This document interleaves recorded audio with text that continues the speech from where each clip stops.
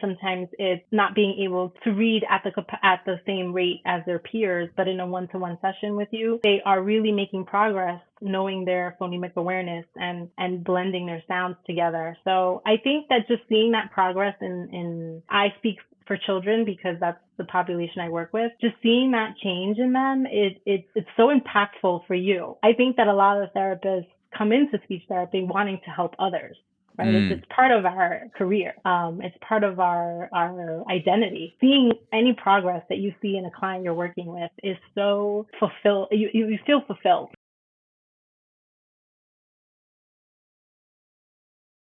Erica Fernandez, thank you for joining me on the podcast. Thank you for having me this morning. I'm excited to be here. Of course, me too. So before we get into the specifics of what we spoke about offline that we're gonna get into today, I was interested in how did you even get into speech therapy? Like, what drew you to speech language pathology before you even considered becoming a speech therapist? It actually began in high school. When I was in high school, I took a debate class. But in that class, the teacher spoke about voice disorders and how people had to go to therapy to get their voice back. And that intrigued me. So I didn't know what I wanted to study in college, but that one little lesson on voice disorders made me think, oh, maybe that's something I want to do. So I researched, who does that? I didn't even know what title that profession has. So that kind of propelled me into speech language pathology. That's interesting. So you went into the debate class, like kind of just like a general interest, trying to see who's into it, and whoever was running the meeting was talking about speech disorders, and that was like the first instinct you had to go towards speech therapy. Yes, yes. Do you remember a particular type of disorder they were talking about, or was it just disorders in general that kind of stuck with you? It was about losing your voice. So I Hmm. think with the larynx and just completely having dysphonia, not having a voice anymore and trying to get it back, and that intrigued me. And it's funny because that is more medical, and I'm not a medical. Yeah. I'm not a medical specialist. My entire career, I've been in the pediatric side of school language pathology. So Hmm. it's funny how I had that interest, but I just went in another direction once I was in the field. Yeah, it's funny. I went to one debate class when I was in high school, and I remember I got freaked out about it, like when they started talking about all the rules and stuff and how long you have to speak, which is ironic because I do podcasting now, but back when I was 13, 14 years old, I remember the guy, one of the teachers talking about it and just like all the different aspects of debate and like how technical it is. And I remember just like leaving the room. I made an excuse. I said I have to go to another meeting for like photo club or something. When in reality, I was just like, screw this. Like I'm not doing debate. But it just reminded me of that memory of like how involved debating is. So it's funny that like indirectly brought you to speech therapy. Yes, and then my experience as a classroom teacher, because I did go into teaching first, only because I couldn't get into a graduate program for speech right after completing my bachelor's degree. So teaching in the classroom, I saw the need for bilingual specialists as more than, just speech therapy, but definitely in the bilingual population. So I was like, okay, yes, I'm meant to do this. Yeah. It's Spanish that you speak English and Spanish? Yes, I'm fluent in Spanish and English. I am a first generation Latina child of immigrant parents. My parents are from the Dominican Republic, and I am the first person in my family to go to college. I am the only Wow. person in my Amazing. family to, thank you, have a master's degree. Well, two master's degree because I have my education master's. And that love of education came from my mom, so I have to credit her for that. But in that, I think that parents who don't have higher level education don't know the path to obtaining certificates and titles and licenses. So once, I decided I'm going to go to college and I'm going to study this, I had no idea um, the journey to get to my current license and my current title and to be in this profession. No one explains it to you. Yeah. So that journey is it can be, it's not always linear. For me, it wasn't linear, right? I went into teaching and then I became a speech therapist. So it's different for everyone, right? But for any bilingual therapist that's new into the field, thinking that you may not always have that confidence of knowing what you're doing. It's okay because not all of us do, but we're Yeah. still great at what we do. Yeah. Can you talk about that journey a little bit? The process from when you were a teacher and then you realized you wanted to get into speech therapy, kind of the different steps that you had to take along the way. Because I'm sure there are a lot of people listening to the podcast that may be in a similar position where they're in another job now. Maybe it's completely unrelated. Maybe they're doing something like you, like working with children, and they want to get into speech therapy, but they're not sure how. Could you kind of talk about how you took those first steps towards becoming a speech pathologist? Yes, leaving high school, I knew I wanted to study speech. So I did obtain my bachelor's degree in communication disorders. However, once you finish your bachelor's in the state of New York, you need a master's in order in speech language pathology in order to have a job. When I was Mm, studying many years ago, when I was studying, the Department of Education would hire you as a speech teacher, and you would have 5 years to obtain your master's degree, right? So I could still get a job and work under the supervision of a licensed clinical professional. yeah. But the year I graduated, they changed that and they said, no, you need a master's. We won't hire you with just a bachelor's. So now I'm here applying to all the grad schools that I can, and I didn't get in. So that was a little heartbreaking. So you think, and my Mm, mom, the immigrant mom, says, okay, you have a 4 year degree. Now it's time for a real job. Go out into the yeah. workforce and get a job with benefits. So she Yeah. actually suggested to me, oh, you took all these language courses. Maybe you can be a teacher, which I was not wanting to do. But I applied to the Teaching Fellows program, and they actually paid for my master's degree in elementary education so that I could work for the Department of Education for 5 years. So I Mm, ended up staying 7 years in the Bronx in teaching second grade bilingual class, my little wow. my little babies. And but during that time, in those seven, once I finished that master's, it took me between 2 and 3 years. I was applying to speech programs because I knew that I still wanted to do speech. And Mm, in working in the classroom with the bilingual population, I saw the need for therapy for children who didn't have words in their own language, couldn't communicate, and it turned into reading difficulty. And so there was just a need for extra support. So I knew that I wanted to continue. So I applied, I reapplied, and third time's a charm. I got into our grad program on my third try. So that's once I was awesome. in that program, I continued teaching. I want to say the first year of grad school, I continued. And then the second year, I had to leave because I was going to do my externships, which are full time. So that led me into that. Yeah, that's great that you were able to have that job as a bilingual teacher while you were applying to grad school and gathering credentials because I'm sure that experience feeds into what you're doing now, teaching the bilingual kids and then also doing bilingual evaluations, bilingual speech therapy, things like that. Absolutely. And I tell new, when I come into contact with new therapists, I tell them, experience is going to give you your level of confidence in this field.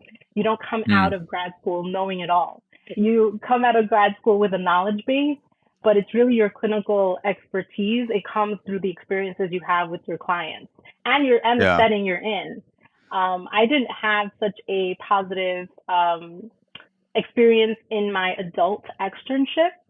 While I was in the graduate program, you have to do a pediatric externship and an adult externship. So My adult externship, I went in there and I told the supervisor, I do not have experience with adults. My experience is with children. I see myself working with children in the future, Mm. but hopefully, this experience will change my mind. I'm willing to learn. And that therapist did not take me under her wing. She did not. She didn't like She, it. no, she did not make it a positive experience for me. And I left there with even less Do you think it was desire to because work with do you adults.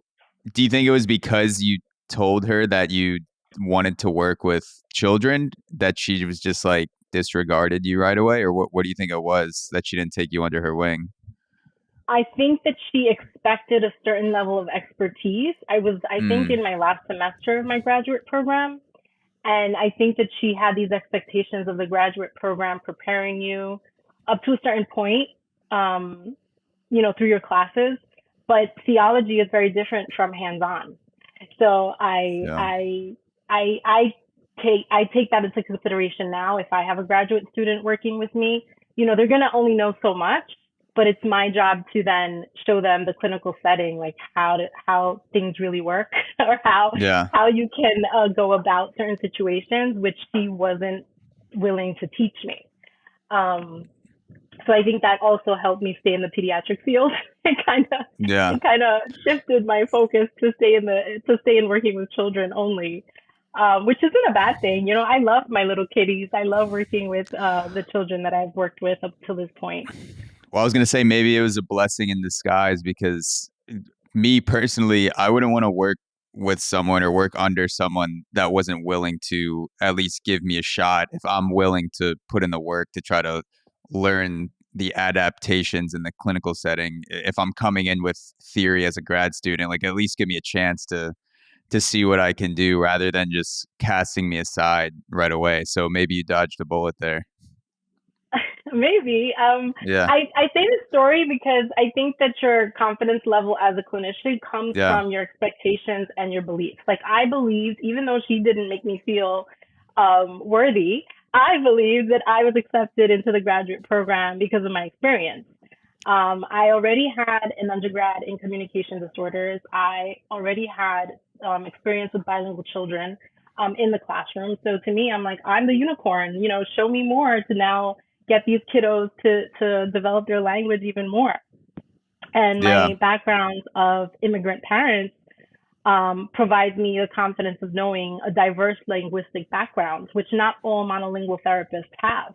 And not all monolingual therapists can communicate or relate to immigrant families that may be dealing with a child who is not speaking at 3 years old, or, there are other developmental processes that are occurring that the parents may not be familiar with because of their cultural background. Yeah, I wanted to ask you about that because we'll definitely get into the confidence as a therapist, but like confidence as a bilingual speaker. Do you notice a difference in kids that learn two languages growing up, like from really young, they become fluent in, let's say, English and Spanish, rather like when you compare them to kids who just know English? Do you notice any difference in behavior or confidence? Like, because I'm curious, because I only knew English growing up, and now I'm like, barely passable Spanish. I'm actually in Panama right now, working remotely down here for a couple months. So my Spanish is getting slowly better. Still, it's still embarrassing, but at least better than before. But I'm just curious, like for kids who know it from a really young age, do you see anything confidence wise or behavioral wise? I think that language is just overall developmental, right? So it's Hmm. really like I was only exposed to Spanish through my family up until I think um, maybe a 3K program. Like 3 years old, you go into Hmm. like a little school, and that school setting was English only. So my mom actually, I have no recollection of learning English. I didn't get ESL classes.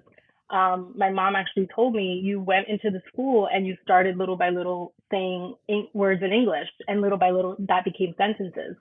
So by the time I was 4, I was fully bilingual. Um, Wow. So I don't, and the kids that I see, I don't see a big difference in learning the languages. I mean, it could be a little slower to learning a second language. You yourself are saying that you're having, it's a slow process for you to learn Spanish.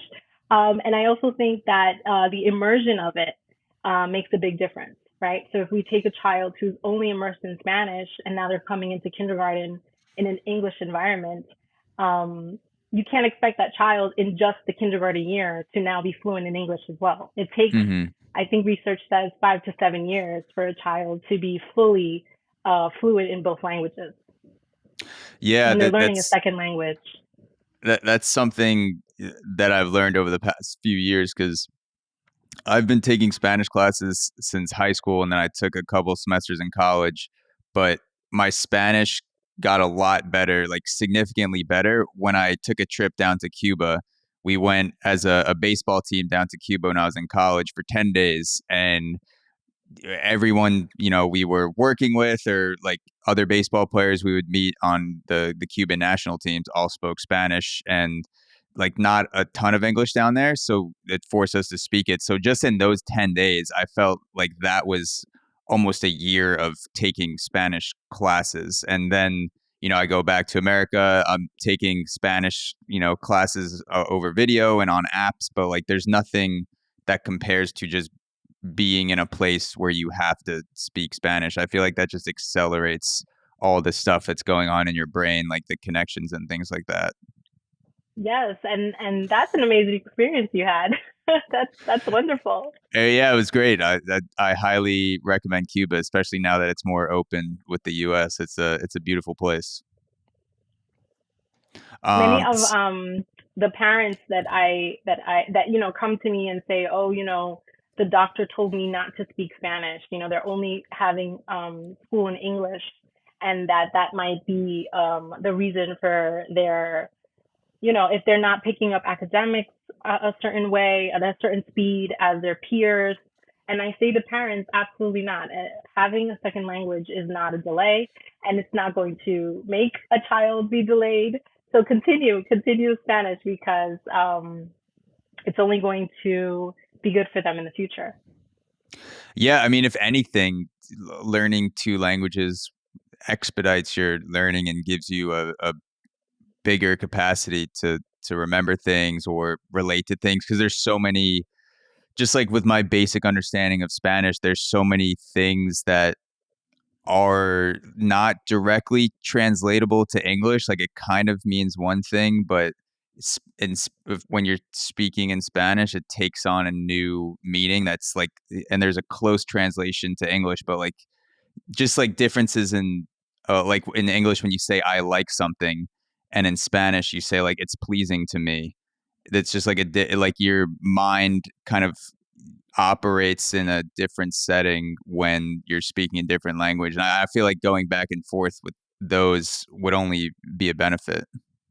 Yes, I agree. Yeah.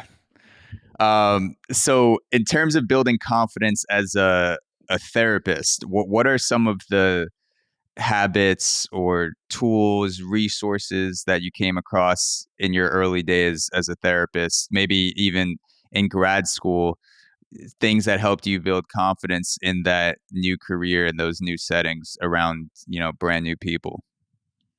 Well, definitely knowing the language development norms, Mm, and so that you can speak to parents when they are concerned about certain things. I love the articulation parents who are concerned about certain sounds at 3 years old, and I'm like, that sound doesn't come in until they're 5 or 6, so it's gonna be yeah. fine. Give them time to develop that. So knowing the norms and knowing as a bilingual therapist, knowing if something is a language difference or if something is a disorder, early, like not lately, not within recent years, but earlier on, I would have teachers saying, oh, they're not pronouncing things the right way, but it's because the child had a Spanish influenced vocabulary. So instead of like Mm, say the sh sound, they would say the ch sound, right? So for shoes, it'd be I put on my shoes. But the teacher yes. was so focused on the child not pronouncing this correctly, and I'm like, it's okay. Yeah. It's not a delay. They don't need speech for that. Yeah.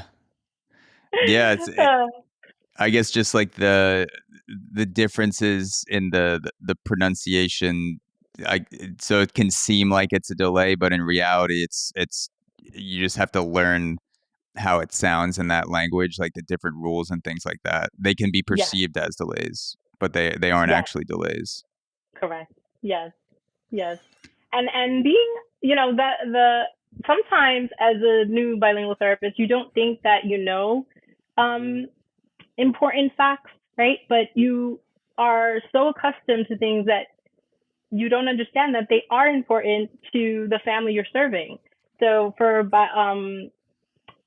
like backgrounds, right? Like of the cultural backgrounds, like this family has never is eats only a certain type of foods, and now I'm exposing this child to testing, and I'm showing them, different foods, like American foods on the test, and the child is not Mm, responding, and I would know, okay, the child is not responding because they are not familiar with that.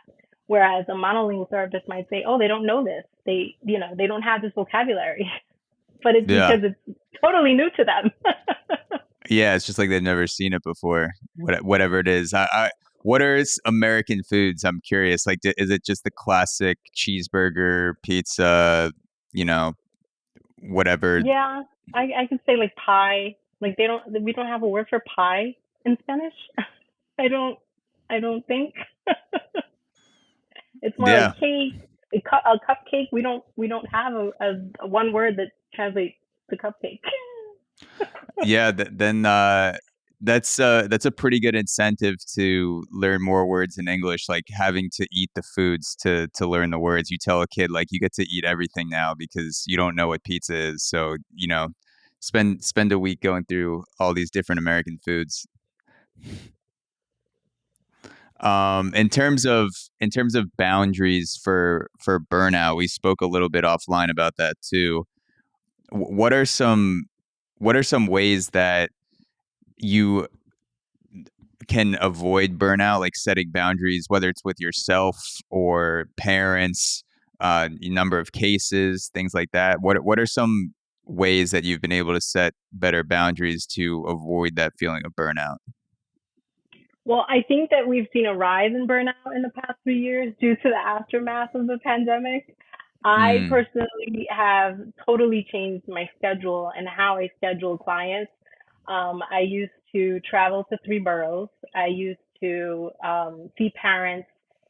I have a soft spot in my heart for working moms. So if mm, a mom wanted to meet me, because I'm the evaluator for her child, and she's working until 6 p.m. and says, "Oh, I really want to be there, but I'm not home until 7 p.m." I would go out of my way and go to their home at 7 p.m. Or if they mm, worked Monday through Friday and had no availability and said, could you really please come on a Saturday or Sunday? Again, I would go out of my way and schedule that. But now I'm like, no, like my appointments are during school hours. Once your child is in school, these are the hours you're going to be able to speak to any professional. So it's starting now. Like I will see you during these hours. And if we can't come to an agreement, I'm not the therapist for you. And that's okay. So before I was really reaching, right? I was really reaching and going out of my way, but it took a toll on me, and my family.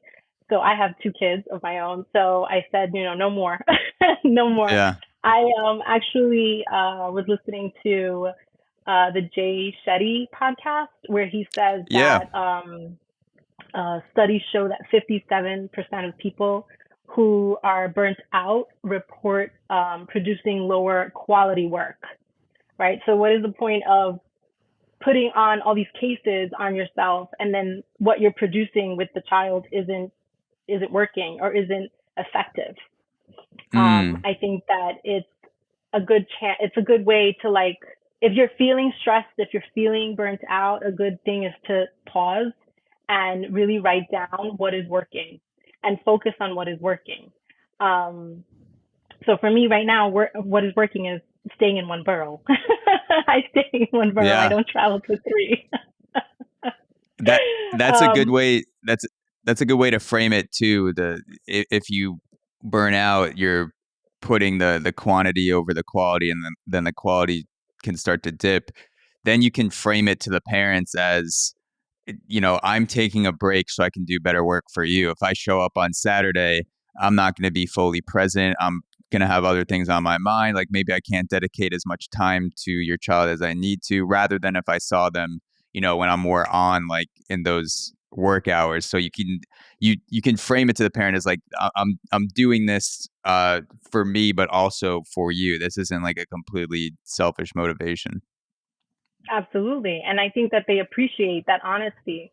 Um, in working in school, sometimes you're the only therapist there or the only bilingual therapist there. And schools tend to throw a lot on your plate. So it's really important to be like a self advocate and just remind administrators or anyone that's trying to give you extra work, Yeah. the importance of your compliance with that child's education plan Mm. and how you have to be there to do your sessions and not extra things that they want you to do. Like I was in a school district that was using me a lot for translation. And Mm. as much as I appreciated, that they wanted my help and I was able to communicate with parents, it would take me out of my work sessions with my children. So I had to like set up like, okay, you want me to be on these meetings, but I also have to see my children. So which one is it going to be? Yeah. I can't do both. I can't do both. So really setting up the boundary of what you can do, how much you can do of it, um, and also if you're feeling burnout, it could also be because you have a lack of growth. You're not learning new skills. You feel stuck. A quote I have from Tony Robbins says that progress is the foundational pillar to human happiness. So you Mm. can't think that you're going to be happy go lucky in your workplace if you hit a plateau in your clinical skills and your knowledge base and you're not learning something. So I always say reach out to others, reach out to other professionals, and maybe on a team. If you're I'm talking school based. If you're in a school based environment, talk to other professionals about how you can help the same child you're working on. Talk to their teachers. Also, go on your own conferences. We're going into the networking now of speech Yeah. of the speech world. Yeah. I love That I love conferences. Conferences help so much. Yeah. I just want to make a quick comment on what you said about the Tony Robbins quote, the happiness or progress being the pillar of happiness. I've definitely felt that with, whether it's work or podcasting, that when I stop trying to get better at what I'm doing, or maybe I'm not really acquiring skills, or I'm paying attention to things that don't really matter, I start to dedicate that energy towards other things that are less useful, like, jealousy, or, like, I don't know. I don't really pay attention to gossip, but like gossip comes to mind, or just like things that are a waste of energy, that like the energy doesn't go away for me. It just, when I'm not putting it into building my own skills, it's still there, but it goes into things that are not as useful, if that makes sense. Like it's not like you get rid of it if you stop making progress. You just, that energy offshoots, and you're like looking for ways to get rid of it. I think that for therapists, they can easily go into complaining mode, right? We complain, Mm, complain, complain, but what are we doing to better ourselves? What are we doing to better our situation and work with families in a way that may not be working right now? How can I help this family? How can I help this child or these children in this setting meet their goals? Right. So I have to educate myself. I have to take online courses. I have to go to conferences. There is a great, but if for anyone is listening, there is a great annual conference. It is called the Bilingual Symposium, and they always have wonderful speakers. And it's always I get to travel because it's always in a different location. yeah. And I really recommend it. And it offers, I think, 10 CEUs or 11 CEUs at once, which is great for continuing Um, education credits. yeah. What? Just a little So throwing in that in there. yeah. So I'm curious about the complaints. Are there any, whether it could have been something that you thought of as a complaint, or maybe another therapist? Is there any justifiable complaint or maybe entertaining, funny complaints, like things that have just stuck with you over the years that are through lines to speech therapy, things that keep popping up as complaints in the field, like anything that comes to mind? I think the biggest complaint is there isn't enough time. There isn't enough time because we want to fit in so much. Um, Mm, so really, but that really goes back to scheduling your time appropriately and effectively. You can't do everything at once, even though you want to. Your brain yeah. wants to, but you physically can't. Yeah, I've had a few therapists on the podcast who have spoken about how they didn't realize how much time they spent in a car until the pandemic hit, and then they're taking all these cases at home, and they're doing maybe 4 or 5 cases in a few hours, whereas before everything shut down, it's like you do a case, then maybe you drive an hour, then you do a case, and it's like an entire day takes Yeah. you can get uh, uh, what used to be an entire day full of cases now in a couple hours. So I'm sure that also makes a big difference too, the teletherapy. Yes, it does. Yeah. So in terms of or I actually wanted to ask you, going back to the confidence, because I also remember a few therapists talking about how one of the things they wish they knew earlier on was focusing more time on how they communicate with parents, because a lot of the roadblocks that they were running into wasn't actually because of the kid, it was because the parents weren't implementing the practices or the skills that they were doing during the sessions, and it took them a while to realize it, or maybe they were intimidated to talk to the parents in some way. Is there anything that you've learned speaking to parents that has helped you with communication and presenting things where maybe you've noticed a roadblock or miscommunication, lack of understanding on the parents' part? I always start with parents with what is your concern and why do you feel your child needs speech, or if your child is already in speech, okay, what are the things that you would like to see your child doing at home, so that I can get a basis for a foundation for where is this child in the parent's eyes.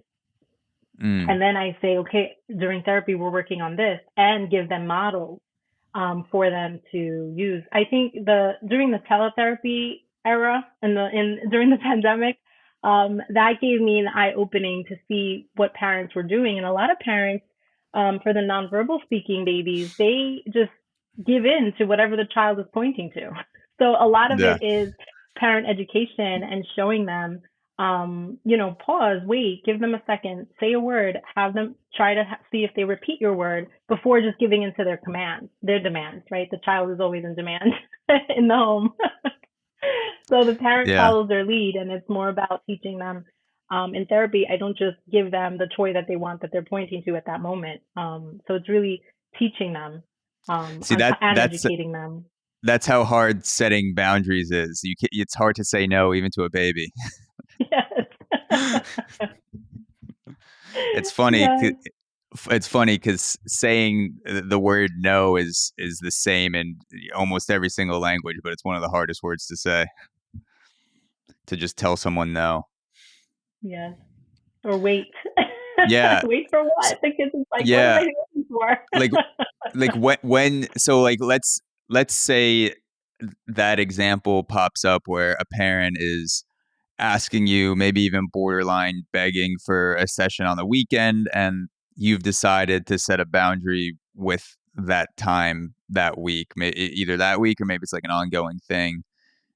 What are some of the ways that you've said no in the past that have seemed effective? Because it's one thing to just like say no, like, oh, just say no, it's fine. But then when you actually have to communicate it over email or over the phone, you can't just be like, no, and then like just hang up the phone. Yeah, what are some of the different ways that you've learned to say no that have worked for you?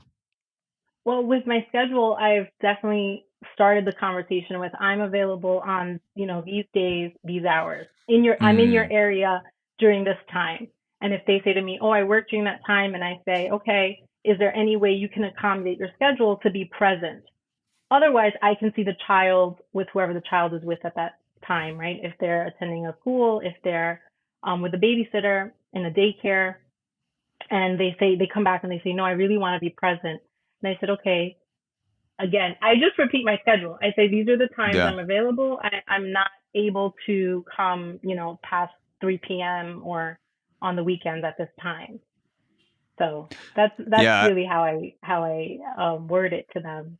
I like that. You present your world to them first and you say, "Okay, if you're going to step into my world, here's how you can do it." So then you don't it sounds like doing it that way eliminates a lot of miscommunication or going back and forth on the back end when you just say everything up front. Yes, and they appreciate that. Sometimes it doesn't work out where I'm not the therapist for them, and that's okay. And then sometimes I get calls like, "Oh, we spoke last week and we weren't able to set a schedule, but I really want to meet you." So they come back. They come back Yeah. around sometimes. Yeah. What's some of your best advice for networking and making connections as a speech language pathologist? I think that now I have been in the field 11 years. So 11 years ago, it was a very lonely world. I think that now there are so many ways to connect with professionals, and I think also the mindset has changed of a community and of therapists wanting to help, established therapists wanting to help newer therapists. Mm, So I think that that has shifted in a positive way. I Social media is a great way, LinkedIn, um, and like I said, conferences, online conferences, yeah. and just even meeting. Like I visit a lot of schools, so even just meeting, going into the schools, I meet the therapists that work there, and I have a relationship with them. So I'm not um, I'm not one to not speak to others about a child. Like if I go in there to see a child if for an evaluation, but they're in this school, I want to know who's working with this child. What are you working on? How do you see this child? Because I'm only seeing a snapshot of that child in the half hour I'm with that child, where this person is Mm, working on their goals long term. yeah, that makes sense. You mentioned the Jay Shetty podcast. Are there any speech specific podcasts or resources that you listen to consistently that have helped you, or any? It could be in general too, just for mindset stuff, scheduling, setting boundaries. The SLP Nerdcast. I just found that SLP one, and it is Nerdcast. Nerdcast. It is very good. I'll write that one It is down very good. for all those SLP nerds out there. Yes. I'll check it. I'll check it out. Yeah, the listening to podcasts, it's such a great way to take in information, but also do other things at the same time, like doing laundry, doing dishes in the morning, going for a Even walk. driving, because us therapists drive a Yeah, lot too. So in the game car. changer, Yes. game changer. And for new therapists also, once you obtain your clinical fellowship, know that that clinical supervisor is going to be a mentor to you. And just ask yourself, I know that you're excited about this new experience, you're just out of graduate school, but really ask yourself, what kind of setting do I want to be in? Like, what kind of therapist do I want to learn from? Um, you know, that is going to make all the difference in your experience as a new therapist. So, do Hmm. you want to work in pediatrics versus an adult? Do you want to work when you're in pediatrics? Do you want to work in early intervention versus school age? All of those questions you should ask yourself so that you can find a person that can show you the ropes Mm, in that mm, setting. yeah. So going off of that, so having a mentor sounds like a perk of the therapy world. Like you basically get a built-in mentor as a clinical fellow. What are some of the other best perks of being a speech pathologist? Helping children talk, helping the nonverbal babies find their voice and use their voice. And also in the school age group, helping students exercise their voice in a manner that all can understand. A lot of sometimes it can be a fluency problem where they're just not comfortable in the space they're in, but in a one-to-one Hmm. session with you, they can get so far. Sometimes it's not being able to read at the same rate as their peers, but in a one-to-one session with you, they are really making progress, knowing their phonemic awareness and blending their sounds together. So I think that just seeing that progress in I speak for children because that's the population I work with. Just seeing that change in them, it's so impactful for you. I think that a lot of therapists come into speech therapy wanting to help others, right? It's Mm. part of our career. It's part of our identity. So seeing any progress that you see in a client you're working with is so you feel fulfilled. That is definitely a perk. Do so the ages of kids that you work with, what would you say is like the average? The average, um, I see a lot of preschoolers, so Hmm. 3.5 to 4.5, and I see a So lot of younger grade school age, so kindergarten to second grade, so 5 to 7. okay. So here for me, I'm thinking about some of the teachers that I've had around that age. I think I also went to speech therapy like maybe for a year or two when I was around preschool age, but I don't have a great memory of it from that time. Like I just don't really remember a lot of things. Like a few things stand out here and there. Do you like, is that sad that, like, a lot of kids that you work with won't necessarily have a great memory of how they got to speak better, even though, like, obviously you're doing it? Like, do you think about that a lot, or is it more just kind of in the moment, it is what it is, and then, people grow up? I don't think of it as a sad thing that they don't remember me. I think of it as in the time that I worked with you, I was able to, get you from point A to point B. So I'm happy with that progress. Mm. Do you have people reach out when they get older, like anyone who stays in touch? Maybe in middle I school, high I school, things like that? I have not. I have not only because I've serviced so many areas. It's kind of Yeah. hard for people to keep track of me. I'm sure you're definitely gonna have a few in the future with the social media, DMs, things like that. I'm sure people will reach out. It's It's a changing easier, world. much easier to find people. Yeah, Yes. someone will send you a TikTok dance with like the new using like some of the words that you taught them. What's what's some advice for grad students that you think could be helpful? Like if someone's going through the grad student process now, what's something that you wish you knew about the grad school process that, maybe you had to find out on your own or it was a surprise? Definitely not to give up. It can be a difficult program in the sense of you're exposed to maybe sciences and other other areas that you weren't expecting, right? So Mm, for me, it was the a lot of the hearing disorders and the obviously the adult language, the adult part was difficult. So in moments of wanting to give up, just don't. There is a light at the end of the tunnel, so keep going. yeah. So you mentioned Tony Robbins and Jay Shetty. So I know you know what a TED Talk is. Yes, of course. So I wanted to ask you as we end off, if you had to give a TED talk on any topic, but it couldn't be about your job. So you can't do it on speech therapy. If you had to give a TED talk tomorrow, what would you give it on? Mental health. Mm. Any specific aspect of it or just mental health in general? I think going back to the burnout only because of the Mm. aftermath of the pandemic I'm seeing, and I'm seeing it in children too. So they were isolated for 2 years, and now they're in school, and it's a lot. It's a lot to take in. So I would definitely focus on how to avoid burnout and how to pick yourself back up if you've fallen down. Mm, I like that. And you're hitting a good target demographic for a YouTube TED Talk with burnout. Because when I get burnt out, one of the first things I do is just scroll random YouTube videos. I'm like, all right, let's see what pops up today.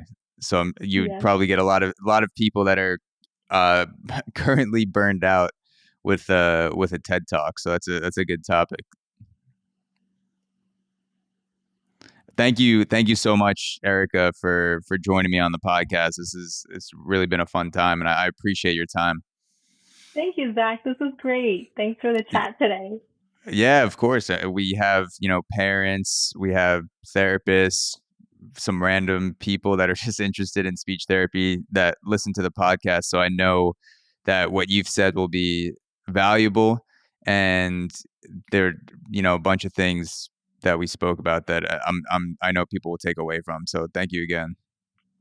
Thank you so much. And to anyone listening that is new, know that it is a great field to be in, and once you're in it, you will feel grateful to be in it because I do. I do Yes, every day. yes, we do it for the money. No, I'm just Oh kidding. yeah. But yeah, thank you so much, Erica. This has been really fun. I'll talk to you soon. Okay.